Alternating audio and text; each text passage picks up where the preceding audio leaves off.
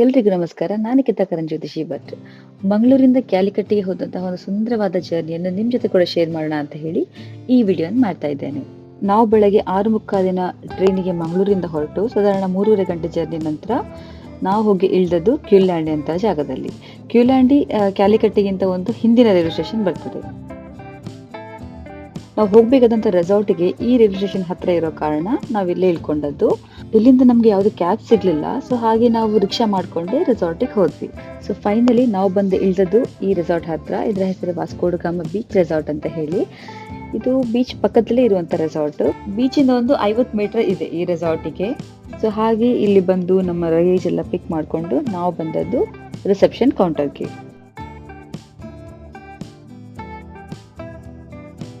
ಈ reception counter ಬಂದ್ಮೇಲೆ ಇಲ್ಲಿ ನಮ್ಮ ID ಡಾಕ್ಯುಮೆಂಟ್ಸ್ ಎಲ್ಲ ಸಬ್ಮಿಟ್ ಮಾಡಿದ ಮೇಲೆ ನಮಗೆ ಅವರು ನಮ್ಮ ರೂಮ್ ಕೀಯನ್ನು ಕೊಡ್ತಾರೆ. ಸೊ ಹಾಗೆ ಆ ರೂಮ್ ಕೀಯನ್ನು ತಗೊಂಡು ನಾವು ಬಂದದ್ದು ನಮ್ಮ ಬುಕ್ ಮಾಡಿದಂತಹ ರೂಮಿಗೆ. ನಾವು ಆ್ಯಕ್ಚುಲಿ ಒಂದು ವಿಲ್ಲಾ ಬುಕ್ ಮಾಡಿದ್ವಿ. ಸೊ ಇದು ಅಲ್ಲಿ ಔಟ್ಸೈಡ್ ಒಂದು ಲುಕ್. ಬನ್ನಿ ನಿಮಗೆ ಇಂಟೀರಿಯರ್ ಲುಕ್ ಕೂಡ ತೋರಿಸ್ತೇನೆ ಹೇಗಿದೆ ಅಂತ ಹೇಳಿ.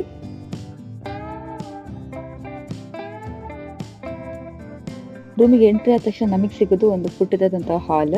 ಈ ಹಾಲಲ್ಲಿ ನಿಮಗೆ ಸೋಫಾಸ್ ಎಲ್ಲ ಅರೇಂಜ್ ಮಾಡಿದ್ದಾರೆ. ಟಿವಿ ಇರ್ಬೋದು, ಟೀ ಮೇಕರ್ಸ್ ಇರ್ಬೋದು, ಈವನ್ ವಾಶ್ರೂಮ್ ಕೂಡ ಇಲ್ಲಿ ಕೆಳಗಡೆನೆ ಇದೆ.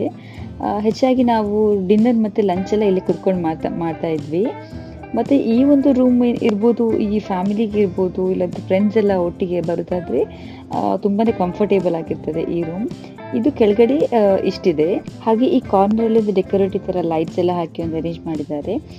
ಮತ್ತು ನಮಗೆ ಈ ಸ್ಟೆಪ್ಸಿಂದ ಮೇಲೆ ಬಂದರೆ ನಮಗೆ ಬೆಡ್ರೂಮಿಗೆ ಹೋಗ್ಬೋದು. ಸೊ ಹಾಗೆ ಸ್ಟೆಪ್ಸಿಂದ ಮೇಲೆ ಬರಬೇಕಾದ್ರೆ ಒಂದು ದೊಡ್ಡದಾದಂಥ ಮಿರರ್ ಇಟ್ಟಿದ್ದಾರೆ. ಮತ್ತು ಈವನ್ ಲಗೇಜ್ ಎಲ್ಲ ಇಡಲಿಕ್ಕೆ ತುಂಬ ಸ್ಪೇಷಿಯಸ್ ಆಗಿದೆ. ಬೆಡ್ರೂಮ್ ಕೂಡ ತುಂಬಾ ಬ್ಯೂಟಿಫುಲ್ ಆಗಿ ಒಂದು ನೀಟಾಗಿ ಅರೇಂಜ್ಮೆಂಟ್ ಮಾಡಿದ್ದಾರೆ. ಹಾಗೆ ಈ ಬೆಡ್ರೂಮ್ ಇದು ಕಾರ್ನರ್ಸ್ ಕೂಡ ಜಾಗ ಯಾವುದು ವೇಸ್ಟ್ ಮಾಡದೆ ಅಲ್ಲೂ ಕೂಡ ಸೋಫಾಸ್ ಎಲ್ಲ ಇಟ್ಟಿದ್ದಾರೆ. ಅಲ್ಲಿಂದನೂ ನಿಮಗೆ ಕುತ್ಕೊಂಡು ಔಟ್ಸೈಡ್ ವ್ಯೂ ಎಲ್ಲ ಎಂಜಾಯ್ ಮಾಡ್ಬೋದು. ಮಧ್ಯಾಹ್ನ ರೆಸಾರ್ಟಲ್ಲಿ ಲಂಚ್ ಮುಗಿಸ್ಕೊಂಡು ಮತ್ತು ಸ್ವಲ್ಪ ನಿದ್ದೆ ಮಾಡಿ ಸಾಯಂಕಾಲ ಹೊತ್ತಿಗೆ ನಾವು ರೆಸಾರ್ಟ್ ಎದುರುಗಡೆ ಇರುವಂಥ ಬೀಚ್ ವಾಕ್ ಹೋಗೋಣ ಅಂತ ಹೇಳಿ ಬಂದ್ವಿ. ನೀವು ಇಲ್ಲಿ ನೋಡ್ಬೋದು ಬೀಚ್ ಎದುರುಗಡೆಯಲ್ಲಿ ನಿಮಗೆ ಹಲವಾರು ಸ್ಟ್ರೀಟ್ ಫುಡ್ ಇಟ್ಟಿದ್ದಾರೆ.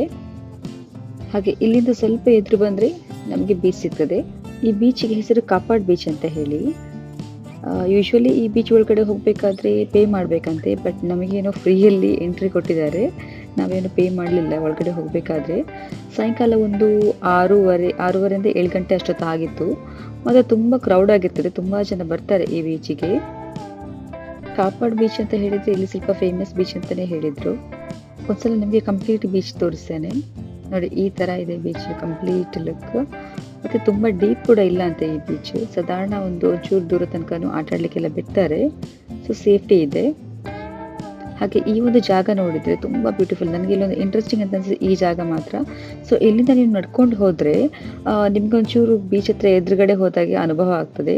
ತುಂಬ ಚೆನ್ನಾಗಿದೆ ವಾಕ್ ಮಾಡಲಿಕ್ಕೆ, ಈವನ್ ಫೋಟೋಶೂಟಿಗೆ ಇರ್ಬೋದು. ತುಂಬಾ ಒಳ್ಳೆ ಪ್ಲೇಸ್. ಹಾಗೆ ನಡ್ಕೊಂಡು ಇಲ್ಲಿ ಬಂದು ನೋಡಿ, ಈ ಒಂದು ಅನುಭವ ಮಾತ್ರ ಅಮೇಝಿಂಗ್ ಅಂತ ಅನಿಸಿತ್ತು. ಯಾಕಂದರೆ ನಾವು ಇಲ್ಲಿ ನಿಂತಾಗ ನಮಗೆ ಸುತ್ತಲೂ ಒಂದು ನೀರಿನ ಇರುವಂತಹ ಅನುಭವ ಆಗ್ತದೆ. ಹಾಗೆ ಕೆಲವರು ಇಲ್ಲಿ ಫಿಶಿಂಗ್ ಕೂಡ ಮಾಡ್ತಾ ಇದ್ರು. ನಿಮಗೊಂದು ಎಂಟೈರ್ ಬೀಚಿನ ಲುಕ್ ಈ ರೀತಿಯಾಗಿ ತೋರಿಸ್ತೇನೆ ನೋಡಿ.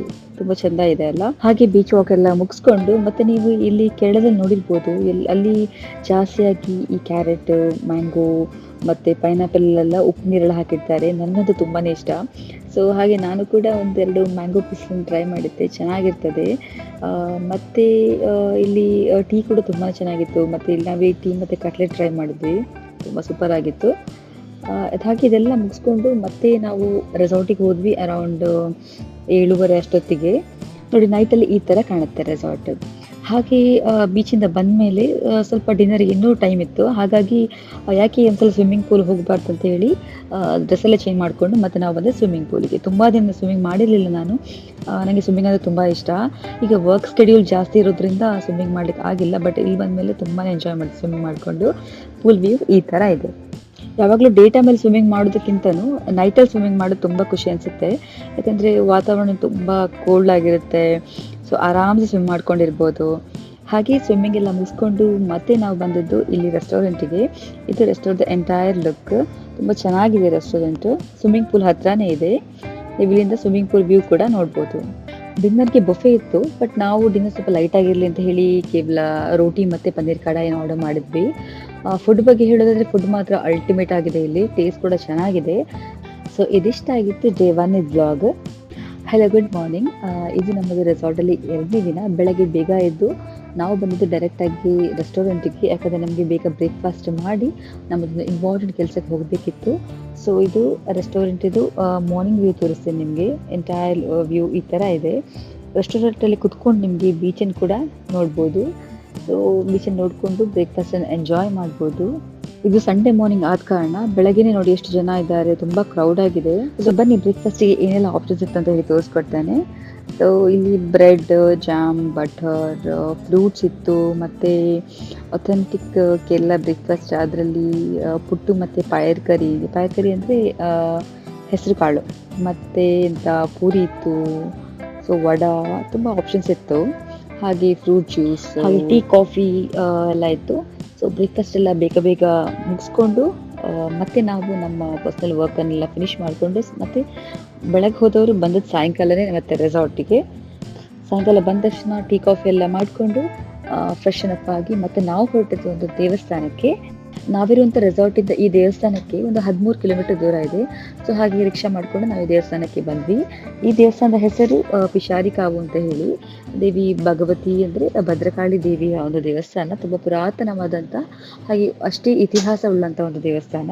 ಈ ದೇವಸ್ಥಾನ ಕೊಯ್ಲಾಂಡಿಯಲ್ಲಿ ಒಂದು ಪ್ರಸಿದ್ಧಿ ಪಡೆದಂತಹ ದೇವಸ್ಥಾನ. ಇಲ್ಲಿ ಯಾವುದೇ ಧರ್ಮದ ಭೇದ ಭಾವ ಇಲ್ಲದೆ ಎಲ್ಲರೂ ಕೂಡ ಬರ್ತಾರಂತೆ ಈ ದೇವಸ್ಥಾನಕ್ಕೆ.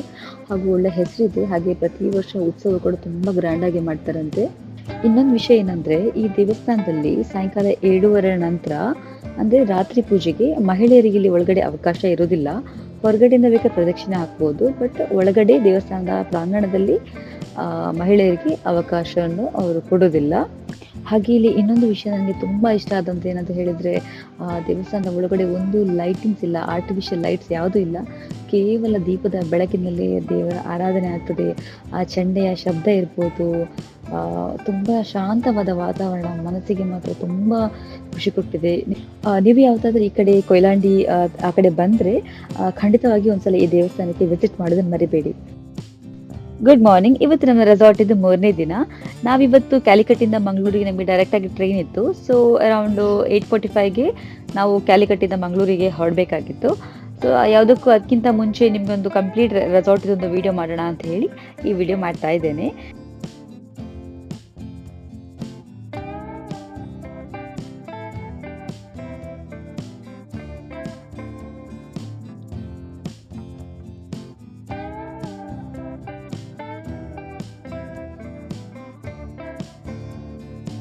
ನೀವಿಲ್ಲಿ ನೋಡ್ಬೋದು ಎಲ್ಲ ವಿಲ್ಲಾ ಸ್ವಲ್ಪ ಸಿಮಿಲರ್ ಆಗೇ ಇದೆ. ಬಟ್ ಅದರಲ್ಲೂ ಸ್ವೀಟ್ ರೂಮ್ಸ್ ಮತ್ತು ಸಿಂಗಲ್ ರೂಮ್ಸ್ ಎಲ್ಲ ಇದೆ.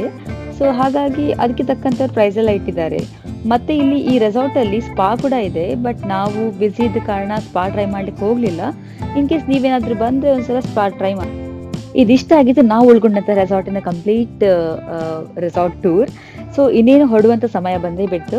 ಸೊ ಹಾಗಾಗಿ ನಾವು ಮತ್ತೆ ಕ್ಯಾಲಿಕಟ್ಟಿಗೆ ರೈಲ್ವೆ ಸ್ಟೇಷನ್ ಹೋಗಬೇಕಲ್ಲ. ಸೊ ಹಾಗೆ ಈ ಮಾರ್ಗವಾಗಿ ನಾವು ಹೋಗಬೇಕಾದ್ರೆ ಸುತ್ತಲೂ ನಿಮಗೆ ಬೀಚೇ ಕಾಣುತ್ತೆ. ರೈಟ್ ಸೈಡಲ್ಲಿ ಬೀಚ್ ಇರುತ್ತೆ ಮತ್ತು ಲೆಫ್ಟ್ ಸೈಡಲ್ಲಿ ಫುಲ್ ತೆಂಗಿನ ಮರನೇ ಇತ್ತು. ಹಾಗೆ ಈ ಒಂದು ಬೀಚ್ ವ್ಯೂವನ್ನು ಎಂಜಾಯ್ ಮಾಡಿಕೊಂಡು ನಾವು ರೈಲ್ವೆ ಸ್ಟೇಷನ್ಗೆ ಹೊರಡ್ತಾ ಇರಬೇಕಾದ್ರೆ ನಮಗೆ ನಮ್ಮ ರಿಕ್ಷಾ ಡ್ರೈವರ್ ಹೇಳಿದರು, ಮೇಡಮ್ ಇಲ್ಲೊಂದು ದೇವಸ್ಥಾನ ಇದೆ, ಯಾಕೆ ನೀವು ಇಲ್ಲಿಗೂ ಹೋಗಿ ಬರಬಾರ್ದು ಅಂತ ಹೇಳಿ. ಸೊ ಒಂದು ಇಂಟ್ರೆಸ್ಟಿಂಗ್ ಏನು ಗೊತ್ತಾ, ಈ ದೇವಸ್ಥಾನ ನಮಗೆ ಯಾವ ದೇವರ ದೇವಸ್ಥಾನ ಗೊತ್ತಿರಲಿಲ್ಲ. ಬಟ್ ಒಳಗೆ ಹೋಗಿ ನೋಡಿದ್ರೆ ಗೊತ್ತಾಯಿತು ಇದು ಕೂಡ ದೇವಿ ಭದ್ರಕಾಳಿ ಅಮ್ಮನವರ ದೇವಸ್ಥಾನ ಅಂತೇಳಿ. ಏನೋ ಗೊತ್ತಿಲ್ಲ ನನಗೆ ಭದ್ರಕಾಳಿ ದೇವರು ಮನಸ್ಸಿಗೆ ತುಂಬಾ ಹತ್ತಿರವಾದಂಥ ದೇವರು. ಹಾಗಾಗಿ ಅಲ್ಲೂ ಕೂಡ ಈ ದೇವರ ಒಂದು ದೇವಸ್ಥಾನ ನೋಡುವಂಥ ಭಾಗ್ಯ ನಮಗೆ ಸಿಕ್ಕಿತು. ಹಾಗೆ ಇಲ್ಲಿ ದೇವರ ತೀರ್ಥ ಪ್ರಸಾದ ಎಲ್ಲ ತಗೊಂಡು ಹಾಗೆ ಇಲ್ಲಿ ನೈವೇದ್ಯ ಕೊಟ್ಟಿದ್ರು. ಗೂಡಣ ಅಂದರೆ ಅನ್ನ ಮತ್ತು ಬೆಲ್ಲವನ್ನು ಮಿಕ್ಸ್ ಮಾಡ್ಕೊಂಡು ಮಾಡುವಂಥ ನೈವೇದ್ಯ ತುಂಬಾ ಚೆನ್ನಾಗಿತ್ತು. ನಾವು ದೇವಸ್ಥಾನದ ಒಂದು ಸುಂದರವಾದ ನೋಟವನ್ನೆಲ್ಲ ನೋಡಿಕೊಂಡು ಭಕ್ತಿಯಿಂದ ಪ್ರಾರ್ಥನೆ ಎಲ್ಲ ಮಾಡಿಕೊಂಡು ಮತ್ತೆ ನಾವು ಹೊರಟಿದ್ದು ರೈಲ್ವೆ ಸ್ಟೇಷನ್ಗೆ.